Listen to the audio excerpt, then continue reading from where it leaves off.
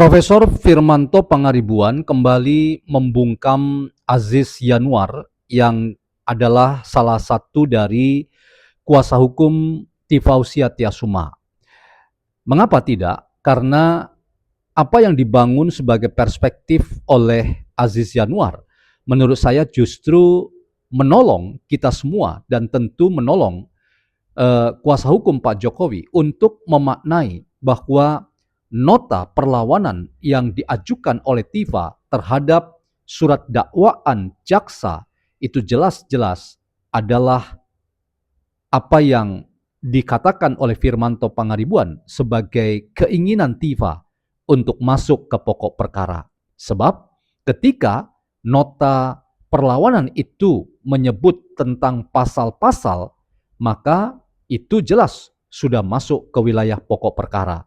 Jadi bukan seperti yang dikatakan Tiva bahwa ada error in objecto dan error in persona, dan orang yang selalu disebut itu adalah Dian Sandi dan objeknya itu adalah milik Dian Sandi.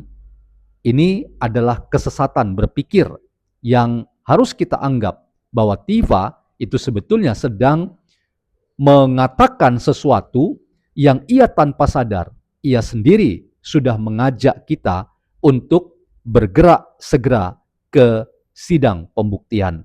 Jadi logika yang dimainkan oleh Firmanto Pangaribuan menurut saya sangat cerdas dan membungkam kuasa hukum Tiva Aziz Yanuar, bahkan juga membungkam Profesor Henry Subiakto yang kita kenal selalu membersamai Tiva sebagai ahli yang dihadirkan Tiva, tetapi pernyataan-pernyataannya justru blunder dan malah membuat kasus ini seolah-olah harus ditafsirkan menurut sang pembuatnya, bahkan ketua panjanya sendiri, yaitu Henry Subiakto. Saya ingin katakan itu adalah pandangan yang arogan dan dalam konteks penegakan hukum tidak bisa atas nama keahlian atau atas nama saya pembuatnya lalu kita mengabaikan apa yang akan diputuskan oleh hakim. Teman-teman, kita akan bincang ini.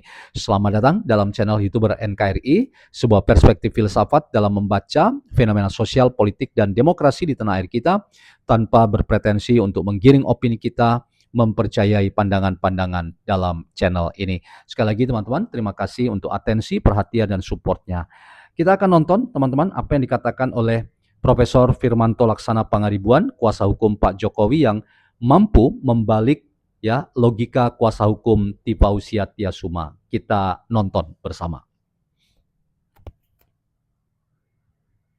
Tanggapan dari apa yang disampaikan oleh Mas Aziz dan juga pembuktian juga harus dimulai dari ijazah Pak Jokowi dulu dong, baru kita ke yang lain-lain. Baik, selamat malam. Jadi saya terima kasih tadi dijelaskan sangat detail. Ya. Yang dijelaskan sama rekan saya ini adalah pokok perkara. Mengatakan bahwa itu adalah untuk kepentingan publik, itu pokok perkara. Oke. Mengatakan bahwa ada manipulasi rekayasa, itu pokok perkara. Jadi artinya sebenarnya dalam eksepsinya mengatakan kami mau ke pokok perkara. Saya melihatnya begitu. Ya. Walaupun tentu ya kita juga tahu namanya ini eksepsi, harus ditanggapi oleh jaksa 1 minggu, mungkin nanti dari putusan selah oleh hakim 1 minggu. Tapi yang menarik adalah tidak ada yang dibantah, dalam artian adalah bahwa mereka langsung masuk mau ke pokok perkara. Saya melihatnya begitu. Ya. Kemudian apa yang dilakukan sama Bu Tiva tadi kan dibilang ini berarti manipulasi juga dong. Kan seperti itu kan. Jadi kan kita gampang nih sebenarnya. Oke. Dari awal kan sudah jelas yang mereka persoalkan itu adalah ijazah Pak Jokowi yang dikatakan katanya palsu sampai jauh. Sorry ya. Sampai di kekuburan. Sampai mengatakan Jokowi yang saya maksud Pak Jokowi yang ini. Itu kan udah pasti ijazah Pak Jokowi. Oke. Mereka mau bermain mohon maaf nih, mungkin bahasanya kurang tepat. Mereka mau memanipulasi lagi mengatakan itu milik Pak Dian Sandi. Yang mengupload Dian Sandi, tapi miliknya secara material milik Pak Jokowi. So, kalau mereka bilang ijazah itu palsu, buktikan kepalsuannya. Terkait tadi yang disampaikan, dimulai dari Pak Jokowi. Pak Jokowi sudah sampaikan, dia sudah disampaikan di awal beliau akan hadir, akan membawa juga ijazah SD dan SMP-nya, karena yang SMA dan S1-nya kan sudah di jaksa. Dan yang paling penting, dakwaan ini dengan sangat cermat disajikan oleh jaksa, sehingga mereka pun menanggapinya pokok perkara, tidak mampu menanggapi hal lain. Kalau bicara masalah pasal-pasal itu pokok perkara, kan gitu nih. Jadi faktanya adalah ijazah yang dibilang palsu itu ijazah Pak Jokowi. Saya melihatnya seperti itu. Baik. Nah, pihak kuasa hukum juga menarik ketika dia mengatakan bahwa ini belum, Pak Jokowi belum menunjukkan ijazahnya asli atau palsu, tapi yang dikenakan adalah pencemaran fitnah, nama baik, kemudian undang-undang ITE, kan itu yang dipermasalahkan, dipersoalkan. Saya akan jawab. Jaksa menyampaikan dengan sangat baik. Dikatakan ada kekeliruan atau kesalahan. Di mana dikatakan ijazah Pak Jokowi palsu, tetapi UGM menyatakan bahwa ijazah Pak Jokowi adalah benar. Kan gitu nih, Pak Jokowi adalah alumni S1 Kehutanan UGM yang telah mengikuti Tridharma perguruan tinggi. Mungkin nanti salah satu panelis akan menyampaikan juga bahwa merupakan juniornya dari Pak Jokowi di UGM. Seperti itu, saya pernah satu panel soalnya. Sehingga maksud saya yang ingin sampaikan ini adalah, ini semua udah fakta gitu loh. Jadi kita tinggal buktikan aja. Nah, kami akan bawa, ya beliau juga buktikan pasal-pasal apakah itu untuk kepentingan publik, pasal-pasal lainnya, silakan. Saya pikir itu aja dulu sementara. Tanggapan dari apa yang disampaikan oleh Oke, teman-teman, jadi clear ya apa yang tadi disampaikan oleh Profesor Firmanto Laksana Pangaribuan, yang kita kenal adalah seorang pengacara, kuasa hukum atau advokat tepatnya Pak Jokowi, dan ia punya kualitas menjelaskan yang sangat baik sekali, mirip-mirip seperti Rifai Kusumanegara, ya tentu dengan ya kemampuan retorika yang dimiliki tentu berbeda, tetapi masing-masing sangat clear dan sangat meyakinkan kita bahwa mereka adalah orang yang kompeten sebagai praktisi, tetapi Firmanto karena seorang guru besar dalam hukum pidana, ia adalah akademisi yang tentu tahu tentang seluk-beluk dari hukum pidana, apalagi ia kini menjadi pendamping dalam perkara Pak Jokowi. Nah, apa yang menarik teman-teman dari penjelasan Firmanto Pangaribuan? Penjelasan yang menarik itu adalah ketika Firmanto Pangaribuan mampu membalik logika yang dimunculkan oleh Aziz Yanuar, ya, mudah-mudahan saya tidak salah namanya, yang adalah advokat dari TIFA, ya. Menurut ya Aziz Yanuar, dia mengatakan bahwa nota perlawanan TIFA itu sudah membongkar bangkir surat dakwaan yang dibacakan oleh jaksa penuntut umum, dan ia tetap yakin bahwa apa yang disampaikan dalam nota perlawanan TIFA itu adalah poin-poin yang sangat mendasar, dan dipastikan poin-poin itu sulit dijawab dalam bantahan yang akan disampaikan lagi oleh jaksa pada sidang Kamis mendatang. Nah, tetapi di mata atau di tangan seorang Firmanto, apa yang disampaikan oleh Aziz Yanuar itu justru bisa dibalik logikanya.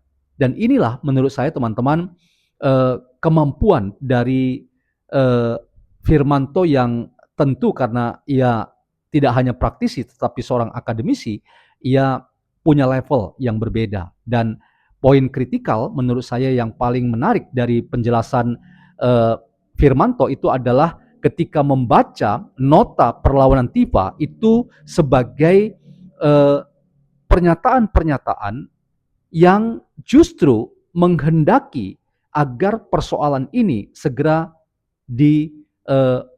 dibawa ke pembuktian. Dan ini teman-teman menurut saya menjadi catatan-catatan yang membuka mata kita semua, bahwa kalau TIFA katakan bahwa ada error in objecto dan error in persona, dan itu serius, dan karena itu harus ditolak surat dakwaan jaksa, dan karena itu meminta agar hakim mengabulkan seluruh permohonan dalam nota perlawanan Tiva, maka Firmanto justru katakan dengan menyebut pasal-pasal dan argumen yang sudah mengarah ke pokok perkara, maka Tiva itu sebetulnya sudah masuk pada inti pokok perkara. Sebab teman-teman, dengan menyebut bahwa ada error in objecto, bahwa yang diteliti itu adalah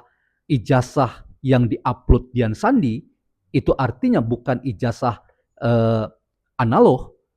Tiva dan tim hukumnya itu berpendapat itu adalah objek yang berbeda. Ia bahkan katakan pemilik ijazah itu adalah Dian Sandi, ya, bukan Pak Jokowi. Jadi ini yang disebut sebagai error in persona. Jadi ada error in object dan ada error in persona. Error in object itu menunjuk pada objek yang keliru, yang salah, karena itu harus dibatalkan, ya, surat dakwaan dari jaksa. Tetapi error in persona itu menunjuk pada bukan Pak Jokowi pemilik dokumen itu, tetapi pemiliknya adalah Dian Sandi. Ini kesesatan berpikir. Mengapa?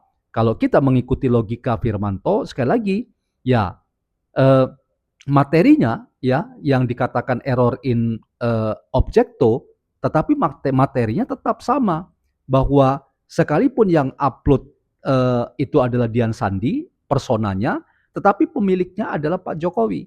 Dan sekalipun objeknya adalah ya digital seperti yang diupload Dian Sandi, tetapi yang harus kita catat, objeknya tetap adalah ijazah dan itu miliknya Pak Jokowi. Jadi antara objek dan persona itu tidak bisa dipisahkan. Lalu kalau dikatakan ada kesalahan objek dan kesalahan person, menurut saya itu tetap, ya, akhirnya membuat kita bertanya-tanya. Lalu kalau itu adalah salah, bukankah salahnya harus dibuktikan juga, gitu loh, ya. Jadi Firmanto menurut saya tidak kalah cerdik, gitu loh, ya, untuk membalik logika Aziz Yanuar, ya, dan Tiva yang sudah konferensi pers dan mengatakan kasus ini harus dihentikan karena error in objecto dan error in persona. Nah, kembali teman-teman, saya membayangkan kalau nanti setelah jawaban jaksa lalu ada putusan sela dari hakim, ya, saya membayangkan hakim tetap akan juga menggunakan logika yang dimiliki oleh Firmanto Pangaribuan. Mengapa saya berani mengatakan demikian? Karena sekali lagi, kalau kita bicara tentang kesalahan objek dan kesalahan person, maka bukankah itu, ya, menantang semua kita untuk masuk ke sidang pembuktian? Itu berarti masuk ke pokok perkara. Jadi tidak mungkin kalau dikatakan ini salah objek dan salah person, lalu kemudian sidang harus dihentikan, ya.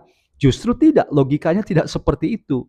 Jadi justru karena salah objek dan salah person menurut Tiva dan kuasa hukumnya, maka sidang ke pokok perkara sampai ke pembuktian itu harus dijalani oleh Tiva. Jadi dalam konteks ini, Tiva tidak bisa mengelak dari sidang dan sampai ke akhir persidangan. Jadi logika yang dimunculkan oleh Tiva dengan istilah yang seolah-olah itu istilah yang keren, ya, istilah-istilah yang mungkin orang bertanya-tanya apa itu, tapi sebetulnya itu adalah istilah yang menjebak dirinya sendiri, ya, dan tim kuasa hukumnya, karena hakim kemungkinan akan mengikuti logika, ya, kalau error in objecto dan error in persona, ya berarti kita masuk ke pokok perkara. Dan khusus untuk Tiva yang sama dengan Roy Suryo menuduh ijazah Pak Jokowi palsu, maka pernyataan-pernyataannya bahwa ijazah Pak Jokowi itu 99,9% palsu dan ijazah Pak Jokowi itu 100% palsu, bahkan juga ijazah Pak Jokowi itu dikatakan 1 miliar persen palsu di Rakyat Bersuara. Pertanyaan Aiman yang mengutip akun X dari Tifa, lagi-lagi itu semua menolong kita untuk membayangkan memang ya permintaan Tifa agar kasus ini dihentikan persidangannya itu justru ya akan ditertawakan oleh publik, apalagi Ahmad Kosinudin sudah menantang, jangan katakan 99,9% palsu, tapi 100% palsu, karena itu jangan menjadi pecundang, jangan menjadi pengkhianat, karena menghindari persidangan itu sama dengan akan diteriaki sebagai pecundang dan sebagai pengkhianat. Dan ini menurut saya justru kontraproduktif dengan harapan kita semua. Karena harapan kita semua, Tifa dan Roy Suryo harus membuktikan tuduhan mereka bahwa ijazah Pak Jokowi itu adalah palsu. Apalagi secara objek tetap sama ya, antara yang diupload Dian Sandi itu adalah objek digital dan yang analog itu tetap adalah barang yang sama, itu adalah ijazah. Dan pemiliknya ya kalau dikatakan error in persona bukan Pak Jokowi tetapi Dian Sandi, tetapi Anda yang waras berpikir ya itu milik Pak Jokowi. Teman-teman, ini catatan saya, semoga ada manfaatnya. Dan menurut saya Firmanto Pangaribuan mampu ya membolak-balik logika dari Tifa dan kuasa hukumnya, khususnya Aziz Yanuar. Dan bungkamnya kuasa hukum Tifa membuat kita jadi paham bahwa ya pada akhirnya memang sidang pokok perkara tidak mungkin dihindari oleh Tifa. Artinya Tifa terlanjur ya, Anda tidak bisa menghindar dari kejaran kebenaran dan Anda siap-siap bertanggung jawab atas apa yang Anda lakukan.